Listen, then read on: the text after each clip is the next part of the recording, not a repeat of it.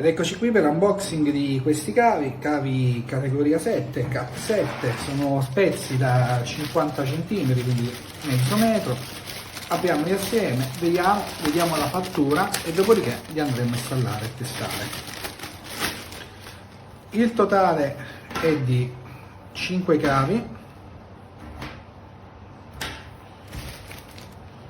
0,5 metri, colore Schwarz, quindi colore nero. Andiamoli a vedere. Normalmente il Cat 7 non è un cavo che possiamo piegare ad angolo retto o più di tanto, poiché internamente è una piccola anima rigida, fa anche la schermatura che poi si riallaccia qui al plug.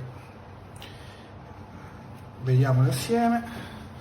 Allora, i plug sembrerebbero di buona fattura, già a vederli così esteticamente non rilevo delle grandi pecche o non vedo di certo un cavo di una categoria, permettetemi il termine, cinese o cinesissima. Così di primo acchito, a vista d'occhio, sembrerebbe un buon cavo. Adesso lo si va a testare e testeremo le velocità in essere di tale cavo. Spero di esservi stato utile.